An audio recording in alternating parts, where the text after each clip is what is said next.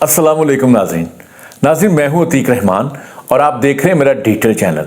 नाज़रीन, आज की इस वीडियो के आखिर पे मैं बताऊंगा कि हल्का NA 130 जहां पे नवाज शरीफ जीते हैं और फॉर्म 45 और फॉर्म 47 में जो फर्क आ रहा है, मतलब जो PTI के पास फॉर्म 45 है और जो इलेक्शन कमीशन के फॉर्म 45 हैं, और उनमें से जब एक नतीजा बनता है वो फॉर्म 47 पे बनता है, उसमें जो फर्क आया है या ओवर राइटिंग हुई है उसकी असल वजूहात क्या है, और इसमें अगर ये हल्का खुल गया तो इस पर किसको कितना नुकसान हो सकता है, इसमें नवाज शरीफ हार सकते हैं या उनकी लीड कम हो सकती है। मैं इसका आपको आज की इस वीडियो के आखिर पे जवाब दूंगा, लेकिन उससे पहले मैं आपको बताना चाहता हूं कि पाकिस्तान तहरीक-ए-इंसाफ, इमरान खान की पार्टी, इन्होंने गलतियों पे गलतियां की हैं। हालिया जब इलेक्शन हुआ है, पहले ये कहते थे इलेक्शन करवाओ इलेक्शन करवाओ इलेक्शन करवाओ, और आपको पता है सुप्रीम कोर्ट के कहने पे फिर सुप्रीम कोर्ट के गए, इलेक्शन हुआ, डेट तय हुई और इलेक्शन हो गया।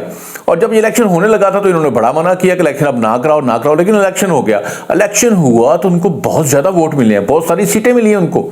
मतलब सारे जो तजिया नगार हैं, मैं खुद भी बड़ा हैरान हूं कि एक मतलब उम्मीद नहीं थी कि उनके पास बल्ला भी नहीं है और उनका कप्तान भी जेल में बंद है, 34 साल के लिए बंद है, 34 ईयर्स, यानी 34 साल की सजाएं हुई हैं। आपको सजाओं का पता है, जो एक घड़ी वाला, आपको पता है वो घड़ी तोशाखाना की जो घड़ी थी उसमें उनको 14 साल की कैद हुई है। उसके बाद फिर वो जो इद्दत में शिद्दत, जो इद्दत वाला केस है जिसमें वो निकाह नहीं हुआ था और फिर उनके साथ रहती रही बुशरा बीबी, तो उस पर उनको सजा है, मेरे ख्याल में वो 10 साल की सजा है।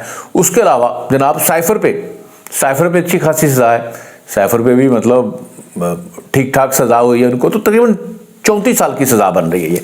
तो ये सजाएं वो काट रही हैं। लेकिन इलेक्शन में जो PTI के लोग जो आज़ाद हैसियत से इलेक्शन लड़ रहे थे, उन्होंने आउटस्टैंडिंग परफॉर्म किया है। और मेरा ख्याल था कि ये जो नए लोगों को ये टिकटें दे रहे हैं, पहले भी मैंने एक वीडियो किया था, अगर ये उन्हीं लोगों को टिकट्स देते जिन्होंने प्रेस कॉन्फ्रेंस की थी तो हो सकता है ये ज्यादा जीत जाते, क्योंकि इन लोगों का इतना वो रूट्स तक सेटअप नहीं था, जो जीते भी हैं और जो नहीं भी जीते बहुत सारे।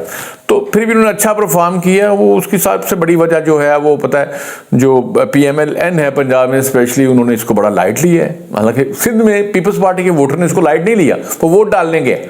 इस तरह जो KP में जो PTI का वोटर है वो सारा वोट डालने गया है। और इसके अलावा बलूचिस्तान में आपको पता है इस तरह का मिक्स ही एक मैंडेट होता है बलूचिस्तान के अंदर जो है, ठीक है। लेकिन पंजाब में जो PML इनका स्ट्रॉन्ग वोट बैंक था यहाँ पे, जो यहाँ पे पढ़े लिखे लोग थे, जो सीनियर लोग थे, जो समझदार सियाने लोग थे, नए बच्चे नहीं थे वो, तो वो मेरे ख्याल में उन्होंने बड़ा लाइट लिया और वो वोट डालने नहीं गए। यही वजह है कि मतलब मेरे अपने कुछ मिलने वाले बहुत सारे लोग हैं जिनसे मैंने पूछा है, उनके इंटरव्यूज किए हैं, तो वो कहते हैं जी हम तो बड़े लाइट लिए, हमने कहा हमने जीत तो जाना ही है, हमारा मुकाबला ही नहीं है, तो वोट डालने नहीं गए। तो यही मेरे ख्याल में नुकसान हुआ है उनको, ज्यादा मेजर नुकसान ये हुआ है। दूसरा, वो जो नए बच्चे हैं, नए वोटर हैं, उनको शायद PMLN ने उस तरह से टारगेट नहीं किया था, उनको मतलब अपनी वो कंट्रोल में नहीं लेके आए थे कि उन्होंने अपना मंशूर था, अपनी इलेक्शन कैंपेन जो थी वो उनके सामने अपना अच्छी तरह से वो एजेंडा पेश नहीं कर सके थे। इस वजह से जो नए लोग हैं, वो आपको पता है, जो बंदा नया वोट पहली दफा डालता है अक्सर वो गलत वोट डाल देता है। मैंने भी गलत डाल दिया था, ठीक है। अब मेरा तजर्बा हो गया है, मैं एक्सपीरियंस है, वोट एक एक्सपीरियंस का नाम है। आप जब बार बार वोट डालते हो फिर आपको पता चलता है कि अच्छा बुरा क्या है, अच्छा कैंडिडेट कौन है, बुरा कैंडिडेट है। तो ये मेरे ख्याल में ये दो वजूहत है, एक नए वोटर को इन्होंने, और जो इन्होंने लाइट लिया है वो वोट डालने नहीं गए।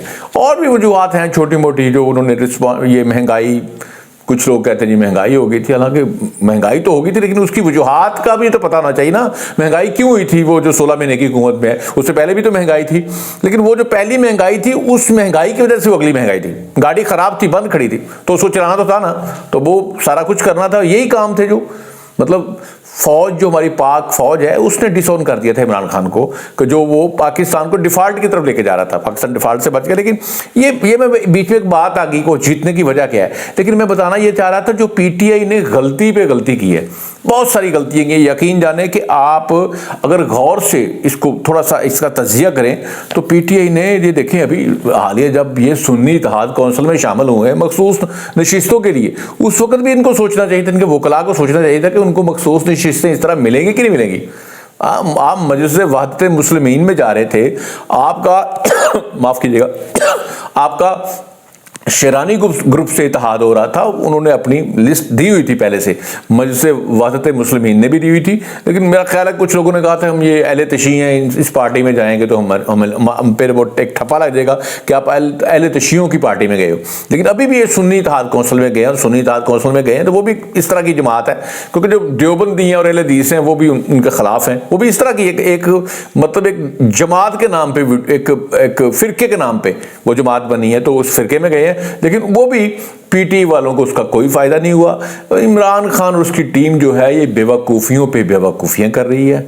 इन्होंने अपने पहले कैंडिडेट अच्छे नहीं पुट किए, उसके बाद ये इलेक्शन अगर जीत भी गए हैं, अच्छी सीटें ले भी गए हैं। आप मुझे ये बताएं, अगर फर्ज करें जी मैं इमरान खान हूँ, मैं अल्लाह ना करे मैं इमरान खान हूँ, ठीक है, अगर मैं इमरान खान, मैं जेल में बंद हूँ, मैंने सीटें सबसे ज़्यादा मेरी पार्टी ने ली हैं, तो मैं हुकूमत में आऊँगा तो मैं रहा हूँगा ना, मैं फिर अपने केसों को थोड़ा ढीला करूंगा, एफआईए को कहूँगा केस को थोड़ा ढीला करें, अपीलें जल्दी लगाएं, उसके बाद फिर नैब को कहूँगा जनाब इसे प्रेशर डालना है ना ज़रा, इसी तरह से फिर आप मैंने बाकी जितने भी हुकूमती इख्तियारात हैं इस्तेमाल करें, फिर मैं जेल से आ सकता हूँ ना।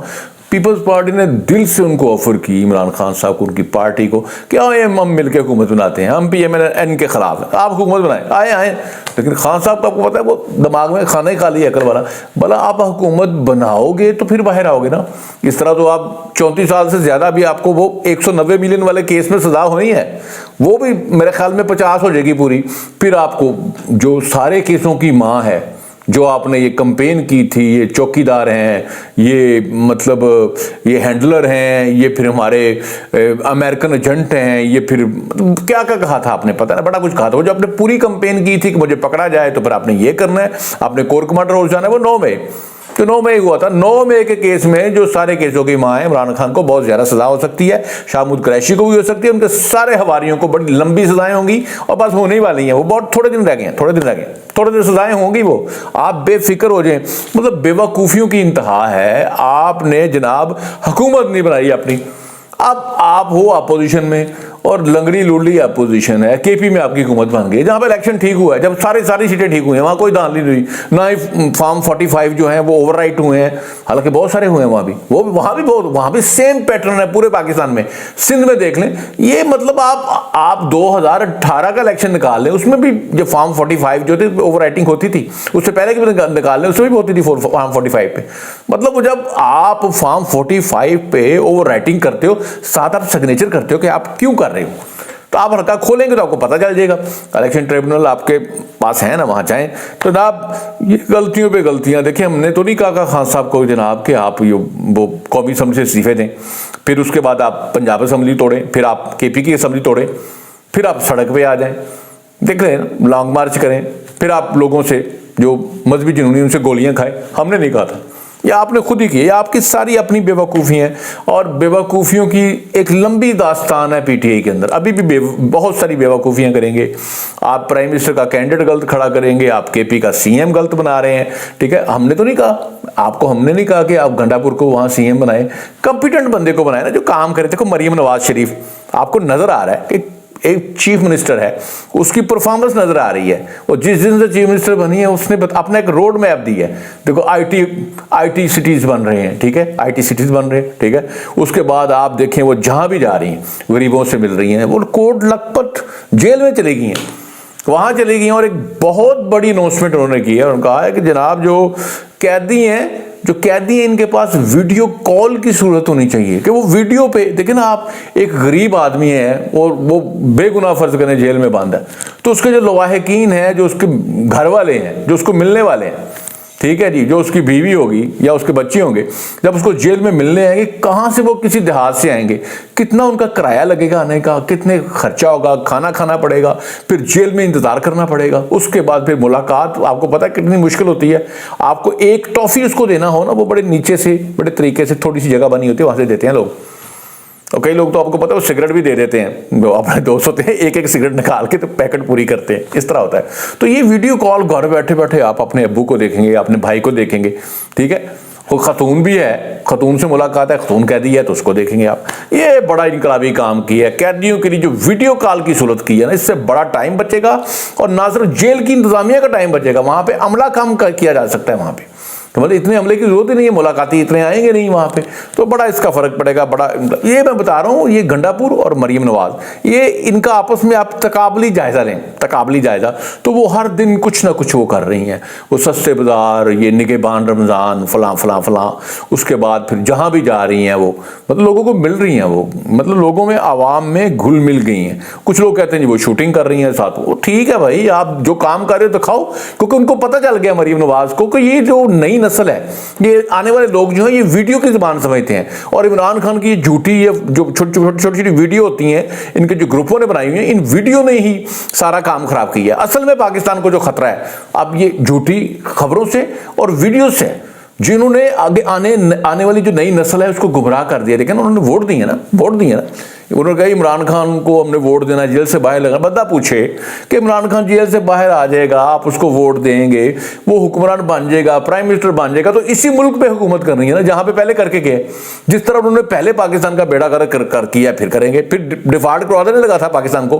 पाकिस्तान जो है वो गैस, बिजली, पानी, बैंक सब कुछ बंद हो जाना था इमरान खान रहता तो। फौज को पता चल गया, फारग कर दिया, तरीके दिन तुम्हारा आगे उसका साथ ही दिया।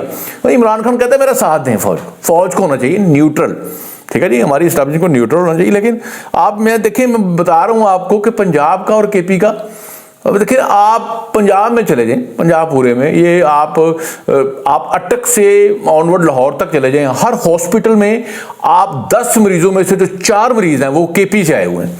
इस तरह यूनिवर्सिटीज़ में अगर 10 स्टूडेंट हैं तो उसमें से 4 केपी से आए हुए हैं। मतलब आपकी 10 साल वहाँ पे इमरान खान की हुकूमत रही है, और वहाँ पे सेहत के हालात देख लें, वहाँ पे आप एजुकेशन के हालात देख लें, और सूबा डिफ़ॉल्ट, मतलब सूबा जो है वो कंगला हो गया है, और वो कह रहे हैं मुझे एडवांस दें। वो प्राइम मिनिस्टर को मिलकर कहता है मुझे एडवांस दें, ज़्यादा पैसे दें, हमें जो पैसे हमने आने वाले वक्त में लेने वो भी हमें दें, ताकि हम अपने सूबे को डिफॉल्ट से बचा लें। ये हालात है केपी। अब ये जो नए बच्चे हैं उनको पता नहीं इन बातों का कि केपी का बेड़ा गर्क कर दी है पाकिस्तान का। पौने 4 सालों में ऐसा बेड़ा गर्क किया कि पाकिस्तान अब 15-20 साल संभल नहीं सकता, लेकिन फिर भी उन्होंने वोट दिया। किस वजह से? जो झूठे वीडियो बनते हैं, जो प्रोपेगेंडा होता है, इसकी ये ताकत है। ये मरीम को पता चल गया, इसलिए मरीम जो कुछ कर रही है, मरीम नवाज जो कुछ कर रहे हैं उसको रिकॉर्ड कर रही है। तो ये जो रिकॉर्डिंग हो रही है ये उसी जो नई नस्ल है उसको वो टारगेट कर रहे हैं। पहले नून लीग जो है और नए बच्चों को टारगेट नहीं कर रही थी, अब वो नए बच्चों को, ये नए वोटर आ रहे हैं, इनको वो टारगेट कर रही है, वो मरीम कर रही है। तो दूसरा जनाब, मैंने आपको कहा था कि जनाब ये पीटीआई वाले जो हैं ये मुल्क दुश्मन जो सरगर्मी है उसमें मुलवस हैं। बाहर के मुल्कों में जब आप देखें IMF के बाहर ये एहतजाज कर रहे हैं, वर्ल्ड बैंक की बिल्डिंग के बाहर एहतजाज कर रहे हैं, हमारे आर्मी चीफ के बारे में ये मतलब वहाँ पे एहतजाज कर रहे हैं, उनकी तस्वीरें लगा रहे हैं। मतलब ये देखें जो शोहदा हैं उनकी शहादतों पर तो मजाक ना उड़ाएं, उसकी शहादतों पर मजाक उड़ा रहे हैं, मुल्क दुश्मनी पे वो उनके पाकिस्तान, हमारे लिए उनके लिए पाकिस्तान खुदा न खास्ता कुछ नहीं, पाकिस्तान को वो कुछ नहीं समझते, वो इमरान खान को समझते हैं सारा कुछ। इसलिए वो प्रोपेगेंडा है, झूठा प्रोपेगेंडा, और इसी प्रोपेगेंडे को मतलब अब नून लीग जो टारगेट कर रही है और नए वोटरों को अपनी तरफ माइल कर रही है।